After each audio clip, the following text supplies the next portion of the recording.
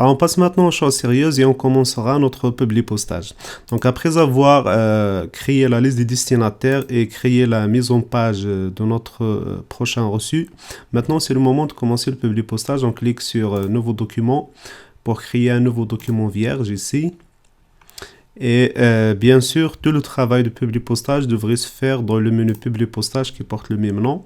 Vous cliquez sur démarrer la fusion publipostage et ensuite sur étiquette. Et on verra par la suite quelle est la différence entre étiquette, enveloppe, message électronique et l'e-lettre. Maintenant, on clique sur étiquette. Alors là, on tombe sur cette boîte de dialogue, option d'étiquette. L'élément le plus important à ce niveau-là est le fournisseur des étiquettes. Alors, c'est quoi un fournisseur d'étiquettes? Ce n'est qu'un fournisseur qui donne plusieurs formats. Alors, on peut cliquer par exemple sur Microsoft. Vous remarquez qu'il nous donne plusieurs formats d'étiquettes. Voilà. OK. Et en cliquant sur un format donné, là, on remarque les informations. Là, il s'agit d'une enveloppe de hauteur 32 cm et de largeur 22 cm. Vous avez bien sûr d'autres formats, ainsi de suite. Alors, on reviendra sur les fournisseurs. On verra l'exemple d'un fournisseur Tanex. Alors, il est quelque part ici, voilà. Mais pour le moment, on utilise un format personnalisé. Alors, on clique sur Nouvelle étiquette. Et là, normalement, il faut définir le nombre d'étiquettes horizontales et verticales. Alors là, pour notre cas, on aura besoin d'un reçu donc horizontal et 3 verticales. Donc on renseigne ici, donc on aura besoin d'une étiquette horizontale et de 3 étiquettes verticales. Et puis là, puisqu'il s'agit d'un papier A4, donc on a ici 210 sur 297 mm. Alors on divise cette hauteur sur 3. Donc si on fait un simple calcul, là donc 297 divisé par 3, ça donne à la hauteur donc 9 cm,9.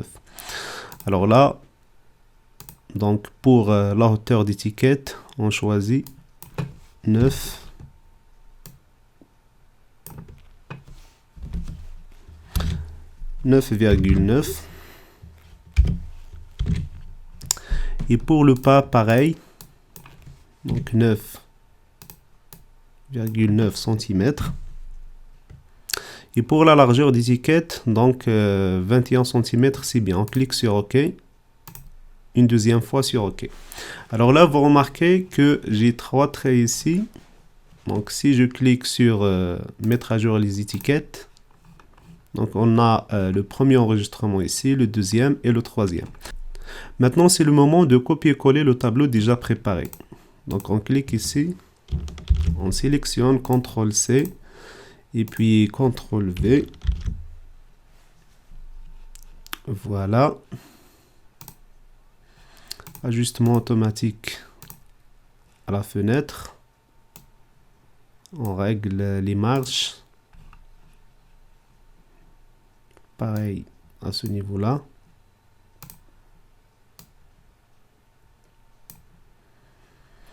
Voilà. Donc, retour à l'onglet Publipostage. Si on clique sur Mettre à jour les étiquettes, voilà, nous avons reçu déjà qui s'affiche correctement. Maintenant, c'est le moment d'insérer les données dynamiques à partir de la liste des destinataires déjà préparés. Alors, janvier 2018, c'est statique, donc on va rien changer. Mais par contre, le 1 ici, on va insérer le numéro d'immeuble pour chaque enregistrement. Alors, on clique sur Sélection des destinataires. Utiliser une liste existante, puisque la liste ça existe déjà. On peut bien sûr à ce moment-là entrer manuellement les enregistrements en cliquant sur Entrer une nouvelle liste et on peut choisir des contacts à partir d'Outlook. Alors là, c'est les différents types de sources de données. Soit saisir, je répète, soit saisir directement la liste des destinataires et l'enregistrer peut-être pour l'utiliser après. Soit utiliser une liste existante, là on parle des fichiers Excel, d'une base de données Access, d'un document Word lui-même. et soit utiliser les contacts provenant d'Outlook. Alors là, je clique sur utiliser une liste existante. Je parcours mon ordinateur pour retrouver mon fichier Excel. Voilà, je sélectionne, je clique sur ouvrir. Je choisis la feuille en question et je clique sur OK. À partir du moment que j'ai fait la liaison avec le fichier base de données, si vous voulez, ou bien le fichier source contenant les enregistrements, à partir de là, je peux sélectionner le 1 ici, statique, bien sûr, et je vais insérer un champ dynamique provenant de la liste des enregistrements. Cliquant ici, je choisis immeuble. Et puis pour l'appartement, pareil, je choisis appartement. Pareil ici,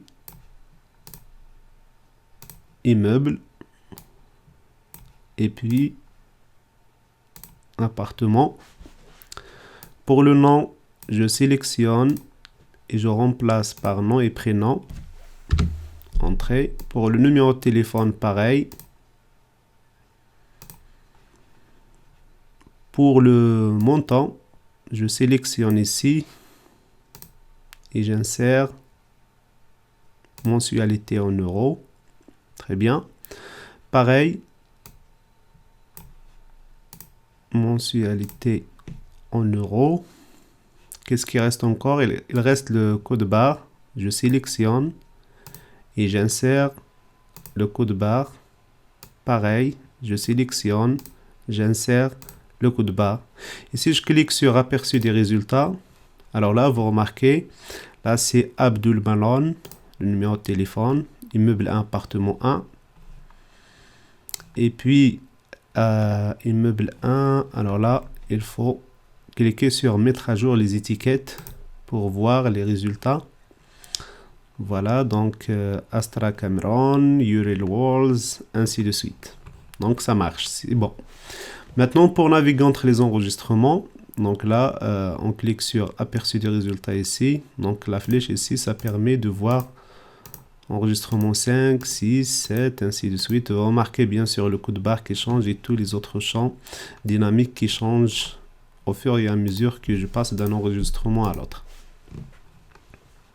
Maintenant, pour enregistrer, ou bien pour exporter, ou bien pour fusionner tout ça, on clique sur terminer et fusionner.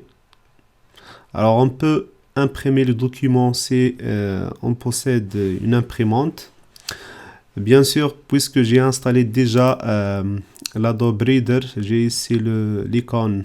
Il y a le bouton Merge to Adobe PDF. Ce ne serait pas le cas pour vous si vous n'avez pas installé ce logiciel. Vous pouvez cliquer sur Modifier des documents individuels. Tout OK. Et avoir le tout sur le même document.